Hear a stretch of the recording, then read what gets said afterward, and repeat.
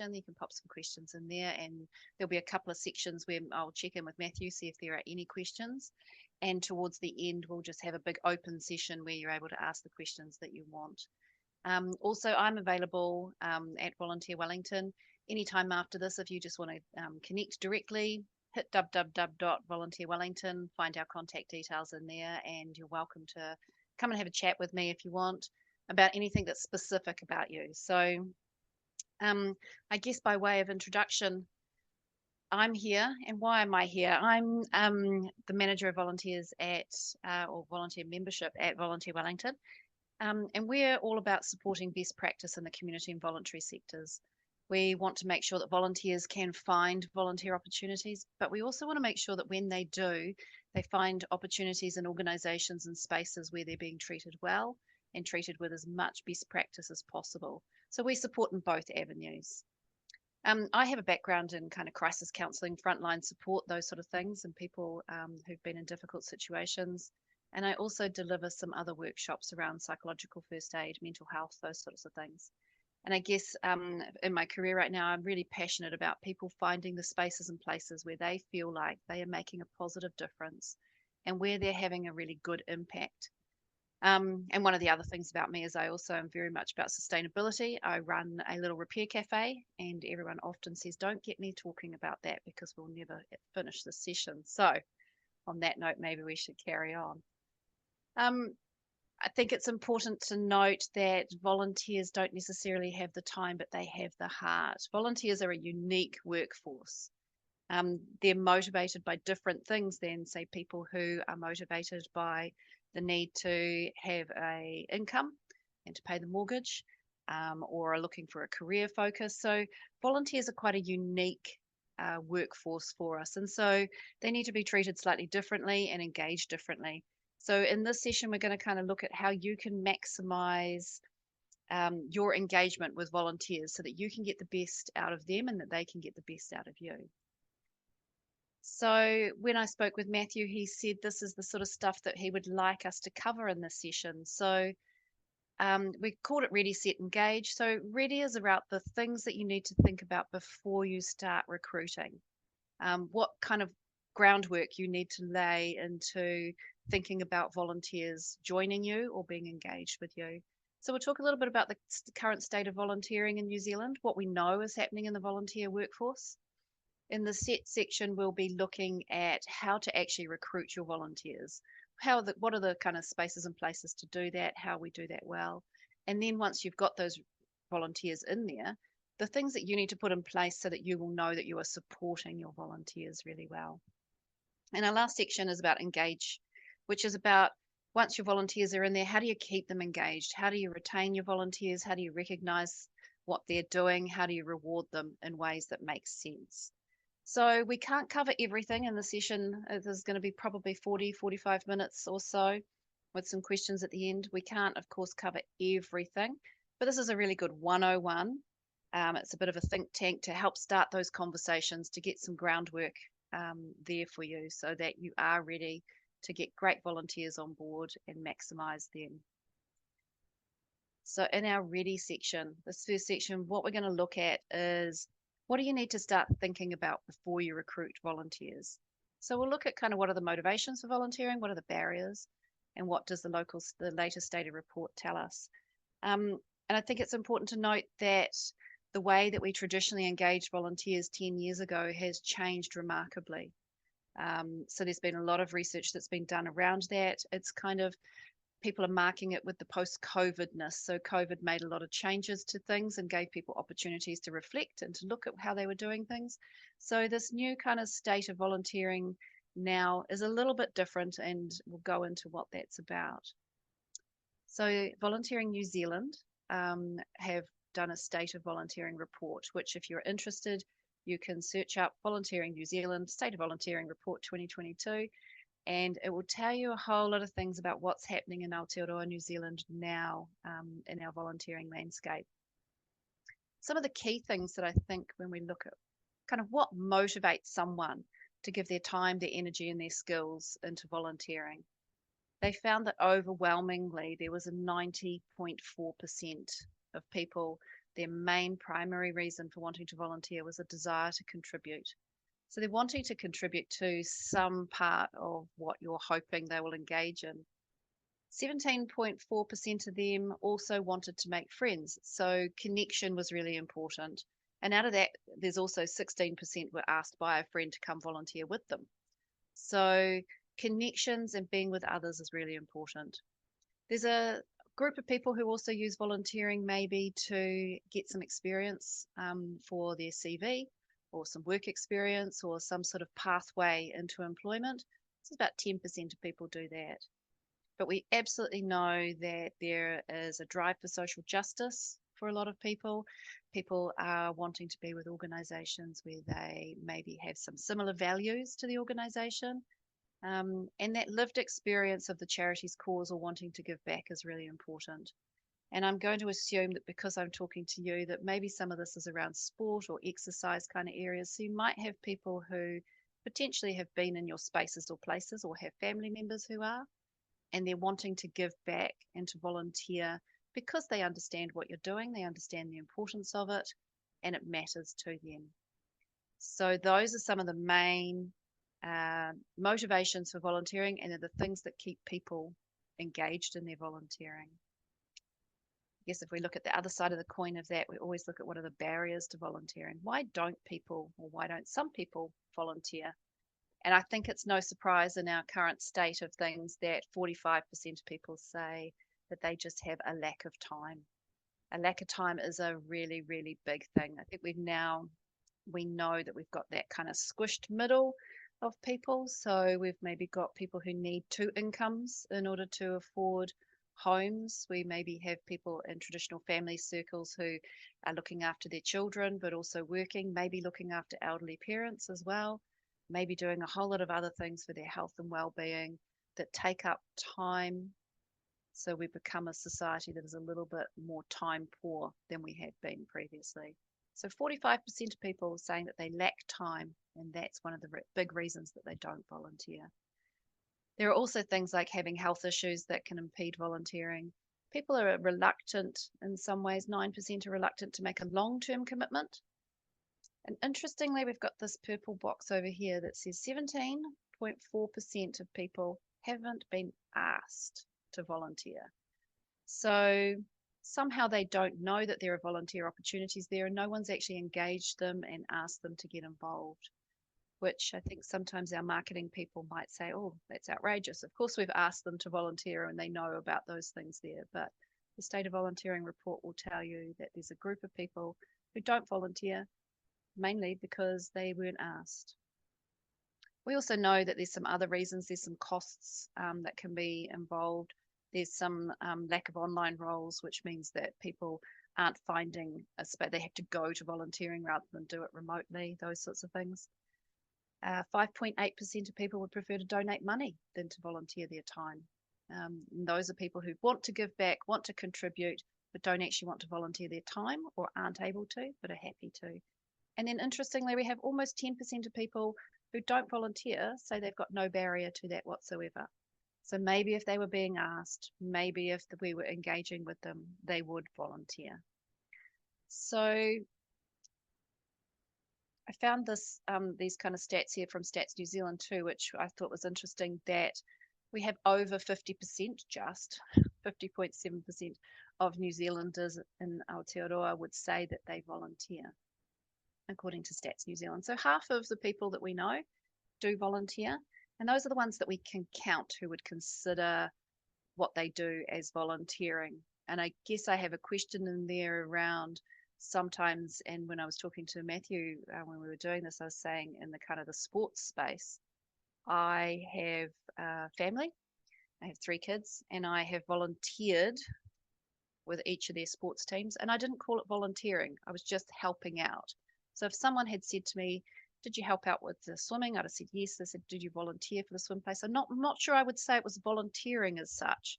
I might just consider it what you do because that's what you do. There's also in that space, when we look at the stats, that sports and recreation section is actually the largest part of our pie of where people do volunteer. Matthew, I'm just noticing there's someone else in the waiting room if you wanted to just hit admit there. You can see that because it's right in the middle of my screen. Kind of rude. So thank you. So when we also look at those people who are volunteering, we know that on average, people will volunteer around about 17 to 18 hours a month. And there's actually a small percentage of people, as 20% of the people who volunteer, who will do over 25 hours a month. So there's quite a little group of there who are doing a lot of volunteering and are committed to the places that they're doing. Normally, we would consider volunteering when we talk here at Volunteer Wellington. We definitely don't want volunteering to be a full-time role. It's much more part-time hours, and somewhere between sort of 5, 10 or 15 hours a week would be kind of our maximums on what we would expect a volunteer role to be. And often those roles, if it's split up into several people doing 3, 4, 5 hours a week, is often a lot better and you get more engagement doing it that way. The State of Volunteering report also tells us something really interesting about what motivates volunteers. And a lot of them are there for human and social aspects and connection. And that's what they find the most rewarding. It's that connection with whānau, connection with others. So that whakawhanaungatanga is really important in our volunteering spaces. And knowing that gives us an opportunity to kind of question, are the volunteer roles that we're asking people to do, on the whole, are they ones where you can connect with others, where you can make friends, where you can be engaged with other people around what you're doing? And so maybe we want to look at some of our roles about making them team roles together with others, the committee roles, those sorts of things. And also noting that there'll always be a group of people who would just like to give to a cause that don't necessarily want to hang out with others. So having that blend. We also know from the State of Volunteering report how important word of mouth is for a method of recruitment for anyone over the age of 35. So the most common way that people are going to find out that you have a volunteer role or that you have volunteers in your organisation, if you're over the age of 35, it's going to be word of mouth. It's going to be people talking around the water cooler at work, people talking over the barbecues, people having a chat with their friends. So your brand, your organisation, your space and your place being talked about is the way that others will find out about you if they're over the age of 35. Interestingly, the stat is almost exactly the opposite for under 35s who are going to be looking through social media or internet searches. So if you are wanting a more youthful, we might say under 35 youthful group of people to volunteer for you, you will need to be advertising through social media and you will need to be available on the internet for them to find you. At stages and ages over that, you want to be having a good reputation and doing things really well so that percentage of people, I think it's well into the 50 to 55% of people who are hearing about you by word of mouth, that they're saying good things about you. So I'm wondering, Matthew, are there any questions at this stage in the chat function when we've looked at that first section on getting ready, the things we need to think about in our landscape of where our volunteers are coming from? No questions as of yet, Tracy. Thank you. I'll keep rolling then, and if you do have any questions, please just put them in the chat function or we'll have a section at the end. So we've looked at kind of what motivates people, what barriers there might be. So how do we recruit volunteers? And how do we support the volunteers that we have got once we've got them? So this is where we're going to look at what your why is, look at your role descriptions, your advertising, your best practice, legislation, safety handbooks, those sorts of things. So first thing that we need to really check in with is knowing our why. Volunteers want to make an impact and they want to make a difference.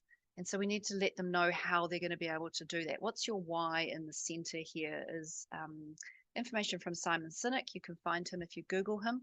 He does a whole lot of business kind of work, but he says, if you don't know why you're doing what you're doing, how does anyone else? So we need to know our why right there in the center. We often know what we're doing and we often know how we do it. So we've got our tasks and our routines and things, but why? What's the impact that you're making? And I often use the example of many years ago, I was living in Europe I had gone with my partner who was working, and I was wanting to spend some time figuring out how to kind of navigate where we were living, wanted to meet some people. So I volunteered at Greenpeace. And I was literally in an office in the middle of Brussels, and I was filing and I was stapling pieces of paper, and I was hole punching them and putting them in files. And that was what I did as my volunteering. But what I felt like I was doing was I felt like I was saving the whales. And as crazy as that sounds, that organization had done a really good job of letting everybody know that no matter what they did, they were contributing to the cause. So I literally didn't see a whale. I never went on a boat, never went anywhere near the ocean, but I certainly felt that the task that I were performing was for the greater impact of saving the whales, and I felt part of that. So knowing your why, what are you about, what's the impact, is really, really important. There's also another story where they say that President Obama had gone to NASA, and he was talking with one of the janitors who was clearly in some overalls and had a bucket and a mop, and he asked that janitor, "What do you do here?" So a question about what do you do? And that janitor said, "I help put people on the moon."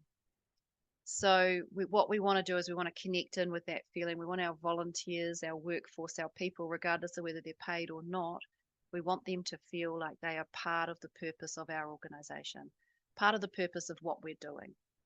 And so Simon Sinek's golden circle there is really important in that way. So I encourage you all to figure out what that why is of your organisation or your space. Often we will have mission statements and those sort of things. It's perhaps a little bit more about nutting that right down to we save the whales, we put men on the moon, that sort of stuff. Little short statements about our why, what's our purpose. And once we've figured that out, we can start to talk to our volunteers in a way about what impact they're going to have with us. How are they going to be part of what we're up to? And we need to get some paperwork around that. The clearer your paperwork is in the beginning, the less issues you may have at the different parts of your journey with your volunteers. So if you're really clear about what the role is, there's a very high chance that a person will accept to do that role and will do that role. If we're a little bit wishy-washy about our role, often people who join us from heart and they want a connection with us, they will fill in the gaps if there are gaps. And sometimes they're not the way we want them filled in. So if we have really clear written role descriptions, we can avoid some of those things. We also want to do things like have a really good induction manual. Our health and safety risks get identified early on, and that we know what training we're going to give to our volunteers and how that's going to be ongoing. That way we give people really clear messages. They know what's expected. They know how they're going to fit into their organisation. They know their safety is really important to you, and they know that they're going to get the training to perform that role as well as you want it to be done. So role descriptions and an induction are really important. When you're advertising your volunteer roles, I think it's really it's important to know we're bombarded by advertising messages all the time. So advertising for your volunteers probably shouldn't be much different. You know, we should use some of the same tools. So if you're someone who understands AI or does ChatGPT or Gemini or any of those sorts of things, you can always put your role description or the things that you want into there and start to get some really good ideas about the language to use or the ways to advertise. So we probably don't want to say to our volunteer, we want you to file. We just want you to hole punch and we want you to staple some things. But we might say to them, do you want to be involved in this organization that helps to do the sustainability or to do the whatever it is that you're doing, the why? Do you want to be involved in an organization that does that? Right now, we've got positions available for people in our admin section or our whatever other section, and start talking to them in that kind of way, which is the advertising we're used to. So for you to think beforehand what you want the volunteer to do is really important. We want to use the right language. We're talking to people who have a heart connection to your organisation. It doesn't always have to be really technical language. We want to choose your position titles really carefully. If you want people to manage something, absolutely put manager in there. But otherwise, if you just want them to be part of the team, maybe it's a team member or a coordinator, but choosing your titles really carefully so that people know what they're doing. And being upfront about the time commitment is really important. If it's really going to take someone 10 hours a week to do it, let them know it's going to take them 10 hours, not just say, oh, it'll be a couple of hours a week, up to you. Yeah, be really upfront about the time commitment. I think it's one of those things, those of us who have volunteered before, and often volunteer, is that once we know what the commitment is, we know whether we can actually do that or not. But if we're given the wrong information about the commitment, it can start to feel like a kind of an icky relationship. It's not as positive when we feel like we're being used more than we were expecting. Being clear about the benefits. So this is where, you know, you will be making an impact to our organisation, and this is the way you'll be making an impact. Is really important. So those benefits and the impact and significance of the role are important for volunteers to know. We want to be concise and avoid jargon. Sometimes in our organisations we use language that we know, we've used all day long. We've got all those acronyms that we know. The rest of the world doesn't always know what that is. So when you're advertising, maybe using language which avoids some of that jargon and avoids some of that, those barriers to people feeling like they can see themselves there. And finally, put your marketing hat on. You really do want to market that you're a great place to volunteer for, that you're a great team, that you're offering some really awesome stuff, and that people will feel like they've made an impact by coming to you. If you're interested in best practice guidelines around how to engage, welcome on board, support, train, get feedback from, celebrate and exit your volunteers, Volunteering New Zealand have put together best practice guidelines. These are a really, really accessible tool that anyone can use. They're freely available on the website, and they go through each of those areas around that life cycle of the volunteering journey that you have with people. And they have, they're really aspirational kind of goals about if you were doing absolutely the best, this is what you might do, but you can pick and choose bits out of there. It's regularly updated, and on each section they have further resources and examples on each of those areas. So I encourage you to have a look at that if you're really interested in doing a bit more of a deep dive into how do you, in each of these areas, develop and formulate practice that is heading towards something that's best practice. So like I said, free, totally available on the Volunteering NZ website. You just Google Volunteering New Zealand best practice guidelines and you'll come up with that. A little bit about legislation. Volunteers are covered by some legislation, so you need to make sure that wherever you are that you've got those kind of requirements right. So you'd want to look at where your volunteers fit with ACC, with the Health and Safety at Work Act, with the Human Rights Act and the Privacy Act. So those will all be really relevant for you. Volunteers aren't covered by the Employment Relations Act, but there's also some more information if you want to dive a little bit deeper into that on our website as well. So volunteerwellington.nz, and there's a section called Resources, which is freely available for everyone to have a look at. And you're welcome then to have a look in there around the legislation. And safety checks. So I always think safety is a really important thing to do. So when you're engaging a volunteer, you have lots of different ways that you can check in with, are they the sort of person that you need or want with you? So personal references, you can choose, are they going to be the same as for paid staff members? Will they have to do them or not? Often it's a good idea to ask for some sort of personal reference to get an idea of the person and their fit. And you might also want to do criminal record checks. So either the Ministry of Justice do a self-check, which you or I could go online right now. All we need is to fill in a few details and some sort of ID, so a scan of a passport or a driver's license, and we can get a Ministry of Justice self-check. So we can do that for ourselves. When we're in organisations, sometimes there comes a cost to that if the organisation is doing it. And there can be a much more detailed and in-depth third-party criminal history conviction check. But I guess it's important to know that no matter what vetting process you do, nothing is 100% foolproof. So little bits of different and checking in for what role it might be and where you think some sort of check should be. I'm aware that at different times I've volunteered in places where I've not had to fill out a piece of paper on anything, and I've certainly not had any checks in the background. So volunteering happens in that space. For us on best practice, we would encourage you to fill out some paperwork, to have really good job descriptions, to set the requirements of the people, and to do some safety checks so that the clients or the customers or the people that your volunteers are working with are as looked after as you can at this early stage of setting people up for roles. And then a great volunteer handbook. I can't think of the amount of times I've volunteered and I had no idea what I was doing, and someone who's done it 5 years before me did it this way, and someone before that did it another way. A handbook is a really useful tool for setting up all those institutional knowledge pieces of information, the expectations, the processes. It's a really good place to put all the important people and phone numbers, the ways to contact the important person. So if you need to contact Matthew for something, we've got his number and name in there. We know what he's responsible for.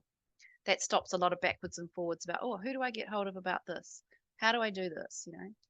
Some key information, some dates and places. If there are places that are different throughout the country, popping addresses is really useful for people to know. Some induction competencies. So this is your volunteer wants to know that they're doing well. How will they know? What should they expect to know about the role that you've asked them to do or about the organization, and by when? We can put in there and say something about, by week 3 or 4, you should know the process for signing people up for yada, yada, yada, yada. And if you don't, here's the person that you can get hold of for a little bit more information. Frequently asked questions are always really useful to put in a volunteer handbook. There's no such thing as a dumb question apart from the one you didn't ask, they say. And sometimes people are nervous and don't know who to ask the question of. So if we put the frequently asked questions in there, it can help people feel like, oh, I was going to ask that. It makes sense that someone else might have asked it before me. And like I said, that jargon, the terminology, the acronyms that get used when we are enveloped in what we're doing, sometimes we don't remember that other people don't use that terminology and don't know those words. We have a lot of things around in the Volunteer Wellington space where we use acronyms, and new staff members take a little bit of time getting onto it, and we're like, oh, that's right, MAA. That's our Mahiara Awards, but we know it's just as MAA. And that's, so it's about reminding ourselves that our volunteers need to know our language as well, so that they feel part of us and part of our team. So that's our second section. Matthew, how are we going? Any questions there? No, you're being very comprehensive and you seem to be entertaining everybody. No questions so far. No questions so far, thank you. All right, our last section is around once we've got those volunteers in, so we know what motivates them, we've talked to them about what they're going to be able to do in our organisation, the impact they're going to make, they've signed up all the forms, we've told them we're going to look after them in their health and safety, they know what they're doing, they've got this great manual and book, they know who to ring, and they're off and running, and they're within our organisation and they're volunteering for us. Part of what we hope is that that's quite a big process, and we hope we don't have to go through it too many times. The natural life cycle is sometimes we will have to, but we hope to retain our volunteers as much as we can. And we hope that when they're with us, they are feeling that they've been rewarded for what they're doing and they are recognised for what they're doing. And also in I forgot to say somewhere earlier, sometimes our volunteers come to us because they're what we call voluntold. So they're not necessarily volunteering themselves, but someone has suggested that they come to us and that they are part of our teams because they feel like they should be. Sometimes that happens in sports teams where there's no one else is going to do the coaching, so you have to. So particularly for those people who are doing it because they are in that space and place, it's really awesome to recognise them for what they're doing and to reward them where we can. So traditionally, volunteering could be just seen as that kind of effort that you put in that didn't require anything else. It's just, yep, I'm happy to just volunteer and do that. But best practice guidelines and the state of volunteering reports and things that have come out have told us that volunteers actually really do respond positively to being given feedback and some recognition. So there's some questions about how will you do this? So things like National Volunteer Week and the big shout out, their opportunities. So the whole month of June is the big shout out. Again, on Volunteering New Zealand, you can find information about that.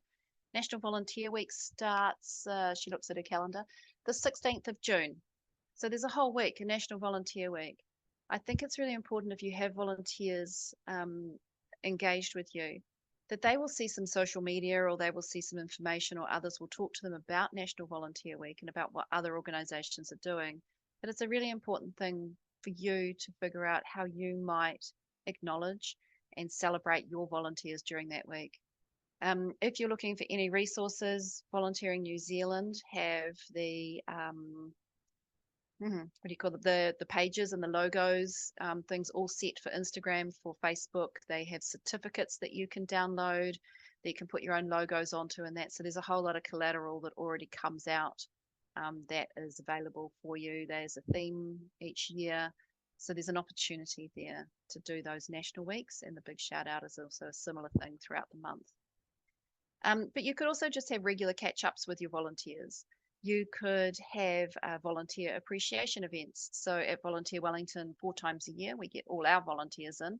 We do it seasonally. So we have a summer and autumn, winter and spring event, and we get all our volunteers in and we spend some time just hanging out with them and talking to them around, kind of what's going on for them and what's going on in the organisation. You could also do a volunteer newsletter where you're doing a shout out to some of the volunteers, maybe telling the story about 1 or 2 of them, those sorts of things. There's all sorts of different ways, but it's worth checking in with your organisation, with the rest of your team. How are we going to acknowledge our volunteers? How are we going to recognise and value them? And one of the other big ways is maybe when we meet our volunteers in the very beginning, we check in, what's your motivation for volunteering? How come you're with us? That's awesome. And maybe as we're going along, how would you like to be valued? Some people will have very definite ideas and they'll let you know. Others maybe aren't quite so sure. And those who say, oh, I'd like an award at the end of every year, I'd like a bottle of wine and a goodie bag, you'll know that about them and you'll know whether you can do that or not do that. Others who maybe say, I don't want any fuss whatsoever. Please don't put me on the front of a newsletter. I don't want that. It's not how I operate. You'll know that as well. So we have, through Volunteer Wellington, during National Volunteer Week, we have an awards evening, so a Mahi Aroha Awards. We ask organisations if they want to nominate Volunteer of the Year. So organisations will do that. And we've had one so far that we've had to pull, because that volunteer just couldn't think of anything worse than being recognised in that way, and they asked for their nomination to be pulled.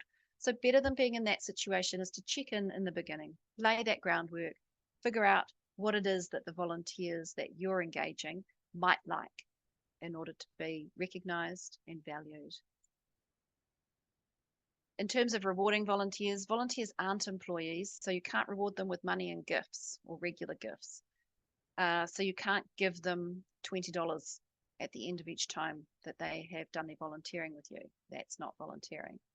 But you may give them kind of one-off gifts. So for example, if the local pizza place is providing free pizzas for teams or for volunteers, you can give them that one-off gift. If someone has turned up and they're giving out something like movie tickets or events spaces, you can give them those kind of one-off gifts. You absolutely can, and we totally encourage reimbursement of out-of-pocket expenses. Volunteering shouldn't be something that costs volunteers.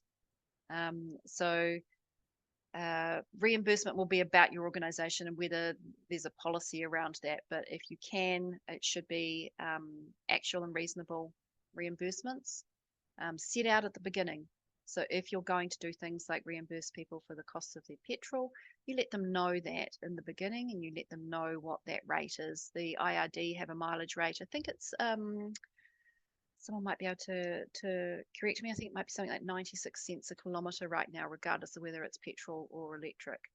But that's easily found on the IRD website as well. So you might want to let people know early on if that's the case. And reimbursements aren't, they're non-taxable for your organisation, just so you know. But if someone is doing something like buying a whole lot of snacks or water or something for a team, you might say to them, if you keep the receipts, we will reimburse that. And letting them know that early on will avoid them giving you a receipt that you had no intention of reimbursing, or them just being out of pocket and not knowing that that was an option for them. So while we do hope that our volunteers stick around forever, so that we don't have to go through this process again, there is a natural life cycle for volunteering. And we know that volunteers are busier than ever, and they're really selective about where they're spending their time. And so sometimes making a long-term commitment to the organisation is difficult. So if volunteers are going to leave us, we want to be in that process where we know that's going to happen. No surprises there that volunteers will say maybe, oh, you know, I'm moving, I'm changing jobs, I don't have the time, my kid's no longer in the team, so I'm not sure that I need to be the person, those sort of things. But in our life cycle, we start with kind of wanting to identify what we want for volunteers, attract them, recruit them, engage them and retain them, recognize them. And then there will be a time potentially where they retire and they become the people who recommend your organization or your volunteering role to another person. And that's where we have our alumni. These are the people who are part of your future storytelling. So you remember back at the beginning, we said that a lot of people come to you through word of mouth. These are the word of mouth people. These are the ones who really do know what it's like to volunteer for you. So you can use these people to give you feedback when they leave, like an exit interview of a job sort of thing. But maybe they could tell you what they really liked about the volunteering, what they think it would be useful for the next person to know. So they're part of updating the handbook, maybe. They could potentially be the people who are storytellers. You can get them to write testimonials about volunteering with you. You could have a photo of them and how long they've been and what they've done. And it becomes part of the story for the next person who comes along. They could just be friends of, they could be involved by being in your database of contacts. Often our marketing people quite like to add them to the mail outs. So make sure that they are on your email lists, or if you've got Facebook pages, those sorts of things, that they're following you. They're the word of mouth again that you need.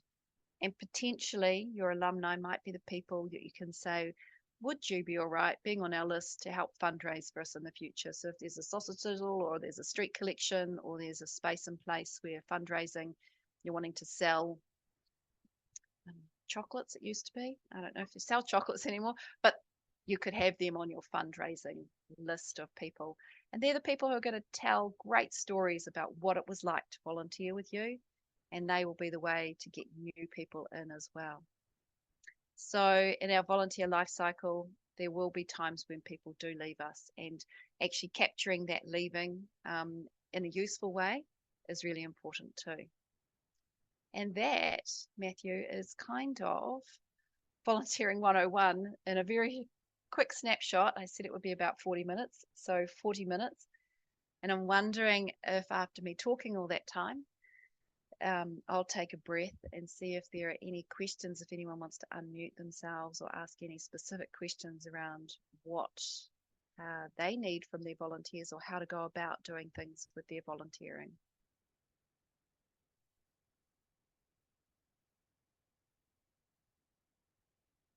Just happy to take any questions. If you want to unmute and come forward, that'd be great. But there's no questions in the chat at the moment.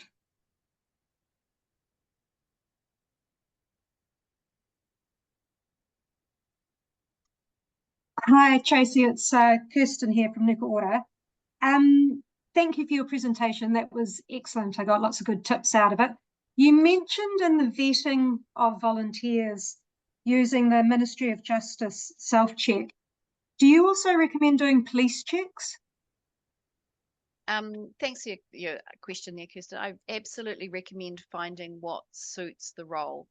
So if you're with vulnerable children, you'll have different sorts of things that you need to know. If you're potentially got someone who's just going to be doing some grant writing for you or applying for some applications and it's just something they do in their home environment, perhaps you don't need to, unless of course they're going to write their own bank account details in your form and they're going to run off with all your money. So, you'll need to balance out what you think the risk is and You can absolutely do any sorts of checks that you want, just letting people know in advance. I would put that perhaps in your advertisement that says this role requires a full police check, or this role requires a Ministry of Justice check, or for this role, we're going to ask you for 2 referees. Please be prepared to provide those sorts of things. So yeah, each role will be incredibly different depending on whether it's remote, whether it's with people. So that's a question to sort out with the team prior to. Yeah, no, it's excellent advice. Thank you. I'm just on a committee with a children's club, and so there are definitely some roles that we'll want to police check, but like you say, some we could just do reference checks for. Thank you. You're welcome. I think I see something in the chat there, Matthew. Yeah, I think you know from Anne. No questions from me, but thank you for sharing your knowledge, and I've picked up some great tips. Thanks. I need to jump off, but yeah. Awesome.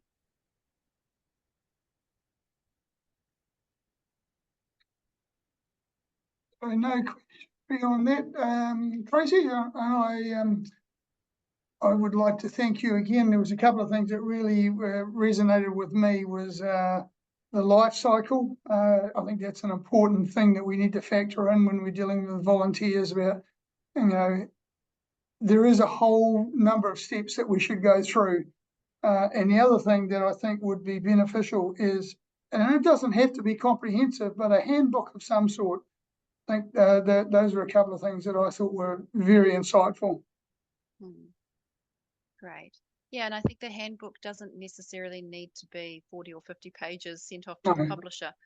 You know, it could just be a PDF document that you email to someone that does give some of those really useful tips and tricks about the people who've gone beforehand know this, and you may not now. So here's the things that make sense in this place. How will you know you're doing good? Here's our phone numbers, those sorts of things. Yeah, thank you. So no further questions?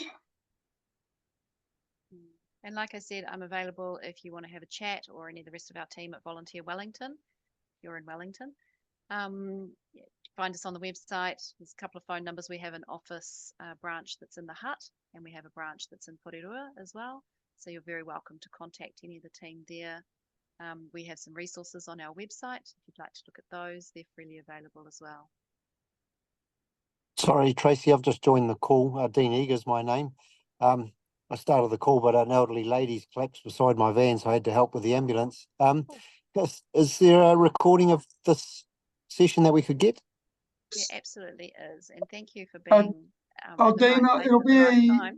I'll give it to our comms team. They'll have a little bit of a play with it, and then it'll go up on our website over the next couple of days, maybe early next week. Okay, cool. Thank you. Sorry, I had to miss it, but yeah, poor thing. I think we're all very grateful that you were able to be there and help someone. So absolutely, there's a recording. I'm also a real life person that you can ring if you want and get hold of me. Like I said, just get hold of Volunteer Wellington on the website, find phone number. Very happy to have a chat for anything particular, specific questions that you might have. And like I said, this is a 101 kind of very quick introduction of everything that you don't have to hit every single mark, but I think doing some of the prep beforehand can avoid some of the pitfalls and the complications that can come if we haven't prepped early on in our volunteer journeys. Excellent, thank you. Okay. And I think you have a closing card here. I do. So first of all, I just want to say thank you, Matthew, for the opportunity. It's really awesome to have spaces and places where people are thinking about how to look after their volunteer teams really well, how to engage volunteers and look after volunteers well. So thank you. No worries. Happy to have you. Appreciate it. Thank you. As a closing karakia, we'll do kia whakairea te tapu, kia wātea ai te ara, kia turuki whakataka ai, kia turuki whakataka ai. Haumie, hurie, tai. Thank you. Thank you. So Thank you. Have a great afternoon. Going back to the rest of your afternoons. Thank you for spending lunch with us. Thank you. Thank you.